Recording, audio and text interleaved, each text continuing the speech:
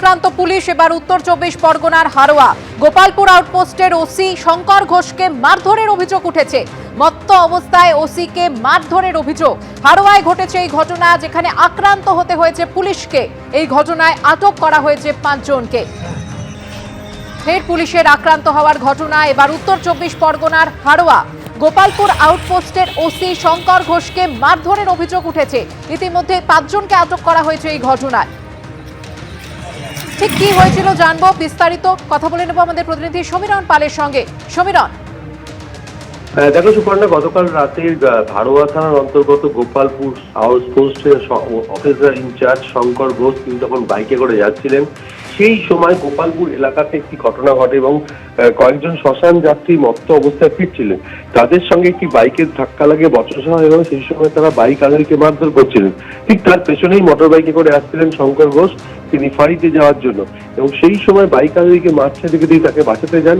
তখন ওই মত্ত যুবকরা মনে করেন যে এই শঙ্কর ঘোষ মানে তারই সহযোগী, তখন তাকেও মারতে থাকে। তার মাথায় হাতে আঘাত লাগে, রক্তাক্ত হন তিনি। তাকে সঙ্গে সঙ্গে পুলিশ এসে উদ্ধার করে, তাকে হারোয়া গ্রামীণ হাসপাতালে নিয়ে যাওয়া হয় এবং এই ঘটনায় 5 জনকে পুলিশ আটক করেছে, এমনটাই পুলিশ সূত্রে জানা গেছে। এবং যেটা জানা যাচ্ছে, শ্মশান যাত্রীরা মত্ত অবস্থায় ফিরছিলেন, বাইক আরোহীর সঙ্গে ধাক্কা লাগে এবং সেই বাইক আরোহীকে তাকে মারধর করছিলেন। তাকে বাঁচাতে যান শঙ্কর ঘোষ, তখনই ওই পুলিশ অফিসার আক্রান্ত হয়, এমনটাই পুলিশ সূত্রে জানা গেছে। সুপর্ণা, ধন্যবাদ সমীরণ। 3টে অঞ্চল হেরেছিলাম, ঘরটাকে পুরোপুরি বন্ধ করে দিয়েছে। রবিবার দক্ষিণ 24 পরগনার ভাঙড়ে তৃণমূলের সভা থেকে এমনই হুঁশিয়ারি দিতে শোনা গেল ক্যানিং পূর্বে তৃণমূল বিধায়ক ও ভাঙড়ের পর্যবেক্ষক শওকত মোল্লাকে। এমনকি লক্ষ্মীর ভান্ডার প্রকল্প নিয়েও ইঙ্গিতপূর্ণ মন্তব্য করেন তৃণমূল বিধায়ক। যা ঘিরে বিরোধী মহলে শুরু হলো জোর তরজা। যদিও বিতর্কের মুখে নিজের মন্তব্যেই অনড় থেকেছেন শওকত মোল্লা। 3টে অঞ্চল আমরা হেরে গিয়েছিলাম, ঘরটাকে পুরোপুরি বন্ধ করে দিয়েছে। আইএসএফ এর একজন না যেন টাকা পায় তার ব্যবস্থা আমাদের তৃণমূল কংগ্রেসকে করতে হবে। লক্ষ্মীর ভান্ডার টাকা পাচ্ছেন, দেখা যাবে সেটা। ভোট না পেলে সরকারি প্রকল্পের টাকা বন্ধ, বিরোধিতা করলেও সেই একই দাওয়াই। এবার প্রকাশ্য মঞ্চ থেকেই এমনই হুঁশিয়ারি দিতে শোনা গেল ক্যানিং পূর্বের তৃণমূল বিধায়ক ও ভাঙড়ের পর্যবেক্ষক শওকত মোল্লাকে। আমাদের এই ভাঙড় থেকে 3টে অঞ্চল আমরা হেরে গিয়েছিলাম, আমাদের সরকার সেই 3টে অঞ্চলের ঘরটাকে পুরোপুরি বন্ধ করে দিয়েছে। দাদার খাবে আর মামার গাইবে, বলবে ওটা মমতা বন্দ্যোপাধ্যায়ের বাবার টাকা। আমরা বলছি টাকা আমরা বন্ধ করে দিয়েছি, যদি হিম্মত থাকে বাপের বেটা হও, সেই টাকা নিয়ে নাও। আইএসএফ এর একজন না যেন টাকা পায় তার ব্যবস্থা আমাদের তৃণমূল কংগ্রেসকে করতে হবে। 2024 সালের লোকসভা নির্বাচনে ভাঙড়ে সার্বিকভাবে জয় পেলেও চালতাবেড়িয়া, শানপুকুর ও পোলেরহাট 2 নম্বর অঞ্চল থাকে আইএসএফ এর দখলে। স্থানীয় সূত্রে দাবি, রবিবার ভাঙড়ের প্রাণগঞ্জ এলাকায় তৃণমূলের সভা থেকে সেই 3টি অঞ্চলের কথাই উল্লেখ করেন শওকত মোল্লা। প্রকাশ্য সভা থেকে শওকত মোল্লা যখন এই হুঁশিয়ারি দিচ্ছেন, তখন ভাঙড়ের এক বাসিন্দার মুখে শোনা গেল বাংলার বাড়ি না পাওয়ার অভিযোগ।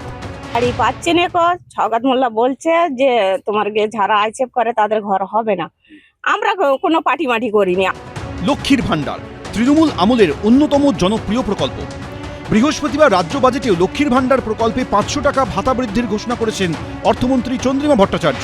আর এবার সেই প্রকল্প নিয়েও ইঙ্গিতপূর্ণ মন্তব্য করতে শোনা গেল তৃণমূল বিধায়ককে। পরবর্তীকালে কৃষক বন্ধু, লক্ষ্মীর ভান্ডার টাকা পাচ্ছেন, দেখা যাবে সেটা। কারণ এই টাকা কেন্দ্রের বিজেপি সরকার দিচ্ছে না, এই টাকা নওশাদ আব্বাসের মতো দালালরা দেয় না, এই টাকা মমতা বন্দ্যোপাধ্যায় তার রাজস্ব কোটা থেকে বাংলার গরিব মানুষের হাতে পৌঁছে দিচ্ছে। এই হুঁশিয়ারি দিয়ে স্বাভাবিকভাবেই বিরোধীদের আক্রমণের মুখে পড়েছেন শওকত মোল্লা। শওকত মোল্লা তার রাজনৈতিক দৈন্য দশার থেকে এইসব কথাবার্তা তিনি বলছেন। ক্ষমতা থাকলে করে নেওয়া, ক্ষমতা থাকলে করে নেওয়া মানে কোর্টের দস্তা খোলা আছে, আমরা আইনের দ্বারস্থ অবশ্যই হব। ওনার ক্ষমতা থাকলে উনি আটকে রাখবেন। যদিও বিতর্কের মুখেও নিজের মন্তব্যেই অনড় থেকেছেন তৃণমূল বিধায়ক। বাবার খাবে আর দাদার গাইবে, এটা তো হতে পারে না। ওরা মমতা বন্দ্যোপাধ্যায়ের সম্পর্কে, অভিষেক বন্দ্যোপাধ্যায়ের সম্পর্কে যে ধরনের কুৎসা করেছে, অপপ্রচার করেছে, আমার মনে হয় অবশ্যই এগুলো বন্ধ হওয়া উচিত।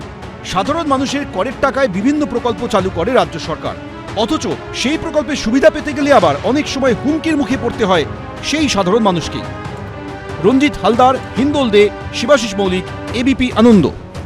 এবিপি আনন্দ, এগিয়ে থাকে, এগিয়ে রাখে।